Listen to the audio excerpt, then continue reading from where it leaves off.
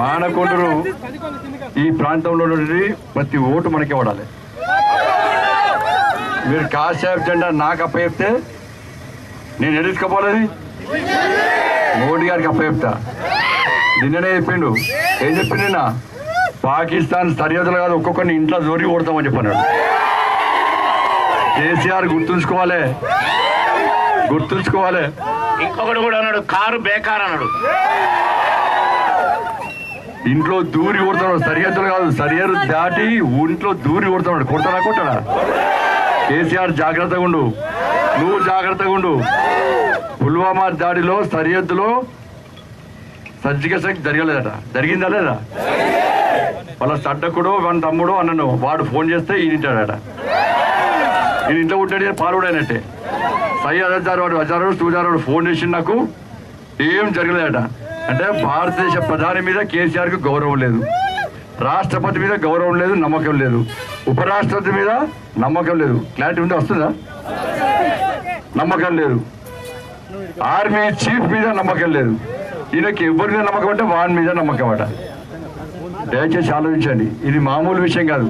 అంటే పాకిస్తాన్ కోరికి వంటవాడే వ్యక్తి కేసీఆర్. అలాంటి కేసీఆర్ అనే వ్యక్తి ముఖ్యమంత్రి ఉండడం నిజంగా దౌర్భాగ్యం. ఇవాళ సరిహద్దులో సైనిక కుటుంబాలన్నీ ఘోషిస్తున్న వాళ్ళ ఆత్మలన్నీ ఘోషిస్తున్నాయి. నీచుడాకి ఇటువంటి మూర్ఖపు ముఖ్యమంత్రిని తెలంగాణ ప్రజలు ఎన్నుకోరని చెప్పి ఆ ఆత్మకు వాళ్ళంతా ఘోషిస్తున్నది. సైనికుల అమరవీరుల కుటుంబాలన్నీ కూడా ఏడుస్తున్నాయి. ఈ ముఖ్యమంత్రి ఈ విధంగా వ్యాఖ్యానిస్తే మా భర్తలు, మా అన్నలు, మా తమ్ముళ్ళు దేనికోసం ప్రాణత్యాగం చేశారు, ఎవరి స్ఫూర్తి కోసం ప్రాణత్యాగం చేసి ఏడుస్తున్నారు. కేసీఆర్ ఒక్కసారి గుర్తించుకోవాలి. ఇలా హిందూ ఓటు బ్యాంకును దెబ్బతీసి సమాజాన్ని చీల్చే ప్రయత్నిస్తున్న వ్యక్తి కేసీఆర్. అందుకే కరీంనగర్కి వచ్చాడు, భయపడ్డాడు. కరీంనగర్లో కాషాయపు జెండాకు తప్ప రంగురంగుల జెండాలకు స్థానం లేదు.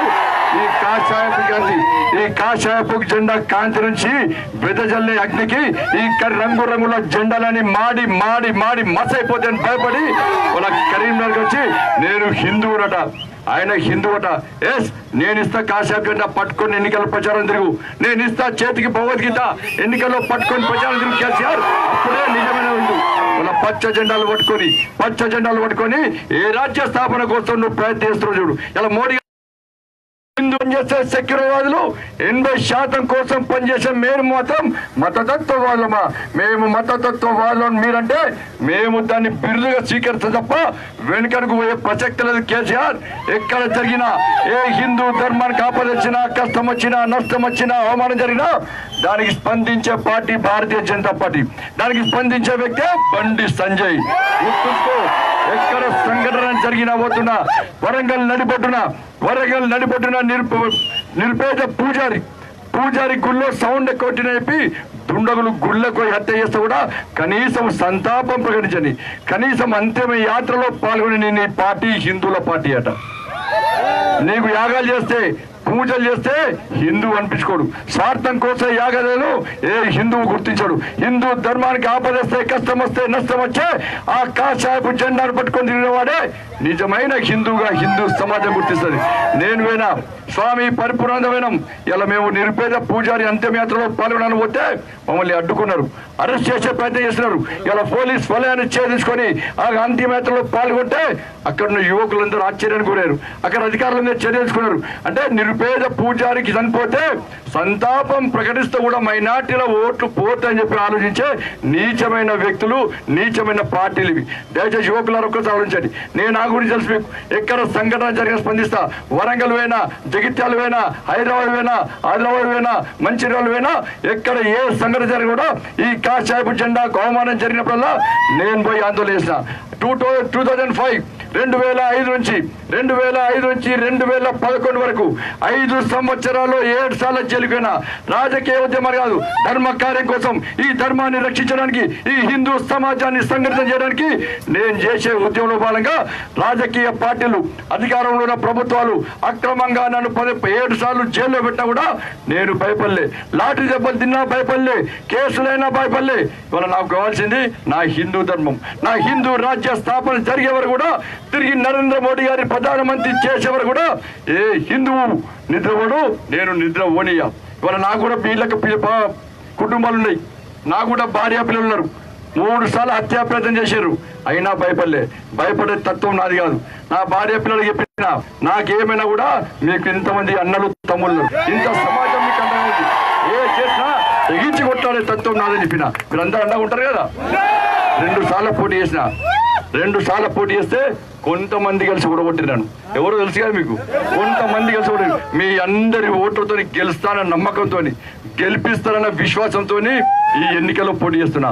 దయచేసి సోదరులారా, ఈ కరీంనగర్ జిల్లా ఉగ్రవాదం అడ్డగా మారింది. 2011 నుంచి మొన్న 2009 నుంచి 2011 వరకు ప్రతి 2 సంవత్సరాలకు ఒకసారి ఇదే కరీంనగర్ ఉమ్మడి జిల్లాలో బాంబు దాడుల సంఘటన జరిగింది. 2009లో మెట్పల్లి థియేటర్లో బాంబు వెళ్ళింది, ఎవరిని పట్టుకోలే. మళ్ళీ 2 సంవత్సరాలకు జగిత్యాల థియేటర్లో బాంబు వెళ్ళింది, ఎవరిని పట్టుకోలే. మళ్ళీ 2 సంవత్సరాలు కరీంనగర్ బస్ స్టాండ్ లో బాంబు వెళ్ళింది, ఎవరిని పట్టుకోలే. మళ్ళీ 2 సంవత్సరాలకు డ్యామ్ లో ఎన్నికలు జరిగితే దొంగలు వాడిపారు, ఎవరిని పట్టుకోలే. మళ్ళీ 2 సంవత్సరాలు కరీంనగర్ బస్ స్టాండ్ లో బాంబు వెళ్ళింది, ఎవరిని పట్టుకోలే. మళ్ళీ 2 సంవత్సరాలు చొప్పదంలో సరిహద్దు నుంచి వచ్చి ఉగ్రవాదులు వచ్చి చెప్పుదండి బ్యాంకు దోపడేశారు, ఎవరిని పట్టుకోలే. ఇప్పుడు వాళ్ళందరూ పట్టుకోవాలా వద్దా? ఆ ఫైల్ని మూసేసారు, ఆ ఫైల్ని క్లోజ్ చేసారు.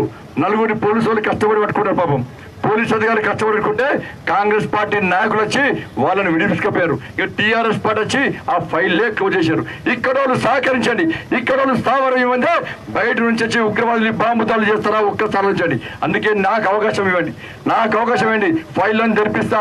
ఎవరు ఏ పొక్కలు ఉన్నా ఏ ఇంట్లో ఉన్నా కూడా బయటికి చేస్తా. నేను మాటలు చెప్పే వ్యక్తిని కాదు.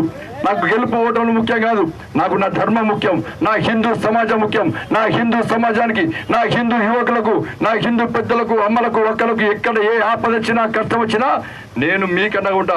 ఎవరు భయపడకండి. మనం భయపడటోళ్ళని దగ్గర చేయలేను, మనం బెదిరిస్తే భయపడటోళ్ళ. మీరందరూ ఎవరు భయపడరు కదా. మీకు నేను అండగా ఉంటా, నాకు మీరు అండగా ఉండండి. ఎట్లా హిందూ రాజ్య స్థాపన రాదో నేను చూస్తా. కాబట్టి దయచేసి మిత్రుల, కేసీఆర్ చెప్పి నేను హిందూ అని నేను సవాల్ చేస్తున్నా. నువ్వు నిజమైన హిందూ అయితే అయోధ్యలో రామ మందిర నిర్మాణం జరగాలా వద్దా చెప్పు. మేము స్పష్టం చేస్తున్నాం, భారతీయ జనతా పార్టీ స్పష్టం చేస్తున్నది. అయోధ్యలో దివ్యమైన భవ్యమైన రామ మందిర నిర్మాణం జరగాల్సిందే అని వాళ్ళ మోడీ గారు చెప్తున్నారు. నువ్వు చెప్పు కేసీఆర్, అయోధ్యలో రామ మందిరం జరగాలా వద్దా? 15 నిమిషాలు సమయం ఇస్తే హిందువులను నరికి చంపుతున్న పార్టీని పక్కన పెట్టుకుని వల్ల నువ్వు హిందూ అంటే హిందూ సమాజం నుండి ఏ విధంగా భావిస్తావు ఒక్కసారి అర్థం చేసుకో. హైదరాబాద్ ఓల్డ్ సిటీలో మన మహిళలందరూ దసరా పండుగ సందర్భంగా బతుకమ్మ ఆడితే ఈ ఓల్డ్ సిటీ ఎంఐఎం పార్టీకి అడ్డా అని చెప్పి భావించి వాళ్ళ మహిళలు తీసుకుపోయి జైల్లో వేస్తే నువ్వు ఏ హిందువో అర్థం చేసుకో. ఇవాళ హిందువులు పవిత్ర ఆరాధ్యంగా భావించే గోవధను ప్రేరేపిస్తున్నది ఎంఐఎం పార్టీతో పొత్తు పెట్టుకున్నప్పుడే నువ్వు ఏ హిందువు అర్థమైపోయింది. హిందూ ధర్మాన్ని, హిందూ సమాజాన్ని కించపరిచి అనేక సందర్భాల్లో హిందూ దేవులను అవమానించండి ఎంఐఎం పార్టీ పక్కన చేసినప్పుడే నువ్వు ఏ హిందువు అర్థమైపోతుంది. నువ్వు తెలంగాణ అంటున్నావు. ఈ రోజు ఏ దేశంలో ఎక్కడ కూడా తెలంగాణ రాష్ట్ర ఉద్యమాన్ని చూసి అందరూ కూడా ఉత్తేజితులయ్యారు. అరే ఇంత బ్రహ్మాండమైన ఉద్యమం తీసుకుంటున్నారు. కానీ తెలంగాణ రాష్ట్ర ఏర్పాటును వ్యతిరేకించిన పార్టీ ఎంఐఎం పార్టీ. తెలంగాణ రాష్ట్ర ఉద్యమంలో ఏ రోజు కూడా పాల్గొన్న పార్టీ ఎంఐఎం పార్టీ. ఎంఐఎం పార్టీకి ఏ విధంగా నువ్వు సపోర్ట్ చేస్తున్నావు ఒకసారి తెలుసుకో. స్టీరింగ్ మొత్తము ఎంఐఎం పార్టీ చేతిలో, నిర్ణయాలు మొత్తము కేసీఆర్ సార్. అందుకే కారు 16 కారు పంక్చర్ అయిపోయింది. సారు బేజారు నాడు సంపుతాన్ని కూర్చొని ఇవాళ కారు అడ్రస్ లేదు. ఆ కారును ఇనుప సామానుడు కూడా అడిగా. మొన్న శాసన మండలి ఎన్నికల్లో అధికార పార్టీకి గుణపాఠం చెప్పారు. ఇప్పుడు జరిగే ఎన్నికల్లో ఒక్కసారి ఆలోచించండి. మనమందరూ ఓటు బ్యాంక్ ఇవ్వాలి. కులాల పేరుతో, వర్గాల పేరుతో, వర్ణాల పేరుతో, సంస్థల పేరుతో, సంఘాల పేరుతో ఇలా ఓట్లను చీల్చే ప్రయత్నం చేస్తున్నారు. మళ్ళీ పైసలు పట్టుకొని వస్తున్నారు. ఎక్కడ పోయినా యువకులు ఒళ్ళు రాణిస్తున్నారు. నేను ఏ ఊరికైనా ఇదే బ్రహ్మరథం పడుతున్నారు.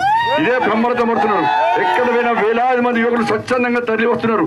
ఈ స్పందన చూసే ఎల్లుండి అమిత్ షా గారు వస్తున్నారు. కరీంనగర్ లో విశేష స్పందన ఉన్నది. నేను కూడా చూడాలి. నేను ఎక్కడ కార్యక్రమం ఇస్తలేను, కరీంనగర్ లో మాత్రమే కార్యక్రమం ఇస్తా. ఎల్లుండి 9 గంటలకు వస్తా. మా యువకులను ఉద్దేశించి మాట్లాడతా. మా యువకులకు అసలు విషయాలు చెప్తా అని చెప్పి ఎల్లుండి వస్తున్నాడు. దయచేసి అందరూ కూడా ఎల్లుండి ఉదయం 9 గంటలకే అందరం ఇస్తారకాలు చేరుకోవాలి. దీన్ని అడ్డుకోవడానికి టీఆర్ఎస్ పార్టీ అనేక విధాలుగా ప్రయత్నం చేస్తున్నది. ఎన్ని అడ్డం గుర్తు చేసినా నువ్వు అడ్డం పడినా పొడుగు పడినా కూడా కార్యక్రమం బ్రహ్మాండంగా జరిపి తీరుతాం. అందరూ వస్తారు.